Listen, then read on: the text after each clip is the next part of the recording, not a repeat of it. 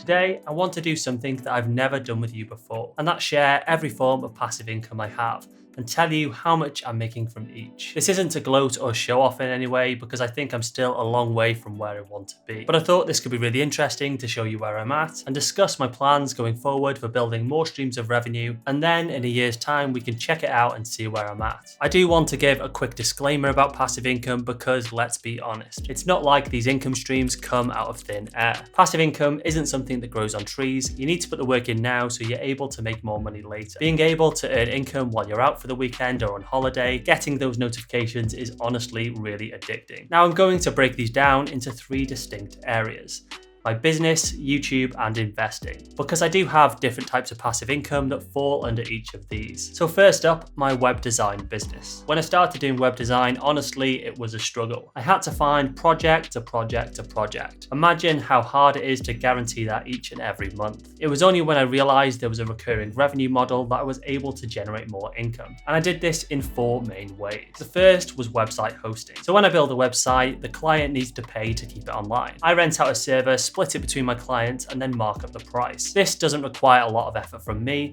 and it's very passive. I'd score this one a 3 out of 10 in terms of effort. I only tend to need to step in when someone's either having a problem with their emails, which honestly I try to avoid more now, or when the site goes down, which is quite rare. The next way I make money is website support and management. We essentially offer a done-for-you update service where the client can send us any changes and we do it under one fixed fee. The benefit for the client is knowing they've got someone there that knows what they're talking about, that's there to help them if they need it. It's almost like having a gym membership.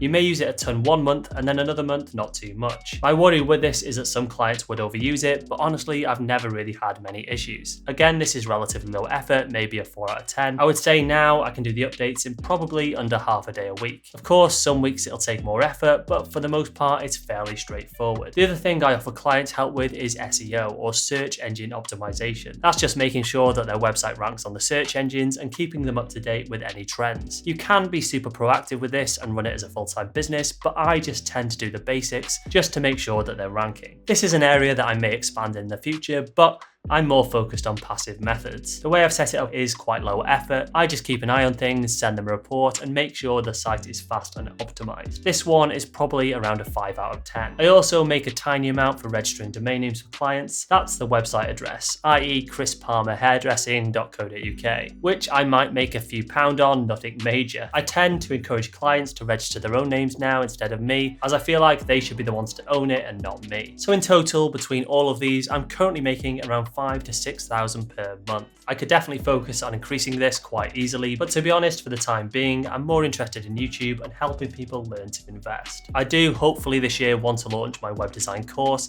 to teach more people to do the same. To be honest, I have a good income and job for the work I do, with the freedom to travel the world and work on other interests. So I think it's definitely something more people should be doing. So do stay tuned for that one. Now, a huge thank you to today's sponsor, Osome. Osome are the experts in organizing your business accounts, so you don't have to worry about filing company reports or paying taxes on time. Osome accountants take care of all the finance admin through the app, and they're always on hand to answer your questions and give you free financial advice based on your company accounts. Link your bank accounts and payment system, and Osome takes care of the rest. They keep track of your spending, profits, and make sense of your financial performance in real time. This gives you peace of mind that your business accounts are in safe hands. Their accountants understand that your time is precious, so they make it easy to manage your payments, invoices, and cash flow and expenses, all in the same place on their app. Using the Osome system will literally save your business thousands of pounds every year, so you can focus more on doing things like reaching new customers and building your brand. Get a personal accountant at a lower cost with Osome, and you can use the link down below to get £110 off. Next up is YouTube. In the last 6 months, I've made around £20,000 from YouTube, which honestly is quite mind-blowing, and I didn't expect to get anywhere near this figure. It makes me realize how much beauty influencers must be getting. I spoke to one guy who told me his niece makes $30,000 a month in sponsorships alone. Welcome to Chris Curls, the one-stop shop for beauty. Anyway, my income is really split down into 4 sections. Affiliate income has been by far one of my top earners. That's a small cut I get when someone signs up for any of these platforms that I recommend, i.e. an ISA account or platform. Last year kind of sucked as I referred over 1,000 people to free trade and literally made about £2,000, which isn't bad, but compared to other platforms, I'd have made more like £20,000 plus, which is disappointing. It sounds crazy to say, but I do really need to make money from YouTube to make it viable to spend time on. Hello, I like money.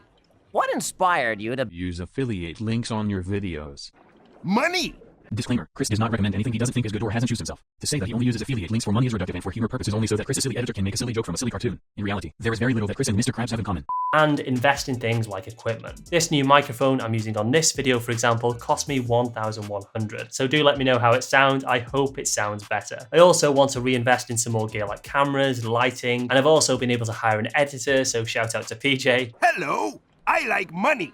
He's going to help me get more videos out to you guys, which is amazing to do. And it'll also help free me up to add more value to you guys with more downloadable content, free guides, answer more questions, and more things like calculators, etc. Next up is AdSense. This is a bit of a weird one. This ranged between £400 to £700 per month. It varies massively, but I am averaging about £15 to £20 per day now, which is really nice. I'd love to be able to grow this to maybe £100 per day. To be honest, at the moment at least, I am limited because I come up just to UK viewers. Now that's not awful, but it's not your 2 million a year that US influencers get like Ray and Stefan. Even someone like Mark Tilbury, for example, will make my yearly income in just 1 month, because he's reaching global traffic. But I'm happy with that. The more people in the UK that I can encourage to start investing, the better. Speaking of that, please do smash that like button to help get this video out there. Next up is sponsors. This has been growing nicely and I'm able to secure more sponsors. Hopefully as the channel grows, I'll be able to have some more sponsors and earn some more money. Ideally, enough to pay for me and cover editing costs would be fantastic. Like this awesome one you see on this video, and it really helps me, so I do appreciate you guys not minding them. I am super selective and have turned so many down,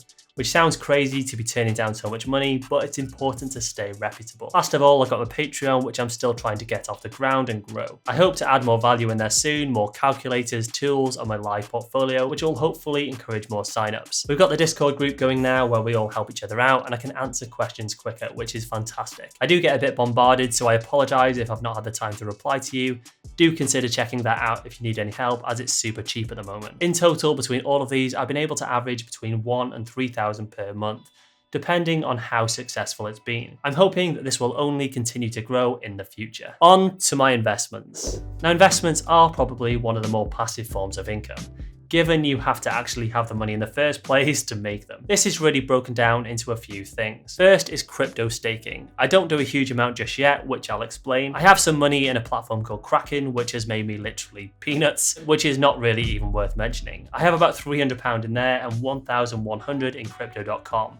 And that's earning around 4 to 5% per year. I do plan to move this soon, maybe over to something like Nexo, or I'll wait till CoinJar add their staking. The reason I don't have a lot in there is because I put a lot into other projects, some more successful than others. This one I've just tried is called Sphere Finance, which is pretty high risk. That one's going to pay me about $84 per day. And I also have Anchor Protocol. Honestly, it's been my most reliable crypto returns by far. And in that one, I've got $21,000. This one pays me $346 per month, which is super nice. In terms of traditional investing, dividends are kind of a weird one for me. I don't primarily focus on them unless I think there's a good opportunity for growth and a dividend. After all, a stock that pays a 5% dividend that's going 20% down isn't really much use. I recently invested £30,000 into Taylor Wimpey with a 6% dividend, for example. In the last year, I've probably had £3,000 to £4,000 in dividends. In total, I'd say that all of these roughly make up around £750 per month. Nothing major, but something I may look at growing in the future. At the moment, I'm way more focused on growth stocks. Anchor Protocol, I love while I can get that return, but I don't trust it enough to put like 100k into it. But trust me, I really wish I did. So in total, I'd say I'm currently making from 8 to 10,000 on a good month. Now, of course, I've got tax to pay on that and expenses, which I may go into more detail on later. I'm hoping in the next year to expand the Patreon and add some courses, which I think would be really great, like passive income courses, web design courses, and I've also got a really good idea for some trading software, which I'm starting work on, but I'll keep that a secret for now. I'm also playing with the idea of starting a website, but I'm not quite sure as domain names are super expensive. I talked to somebody the other day who wanted over $150,000, which is just mind-blowing. I hope you guys found this interesting. I sure love being transparent and sharing this with you. Do smash that like button if you appreciate the honesty, and I think you might also find this video super valuable. So check it out and I'll see you over there.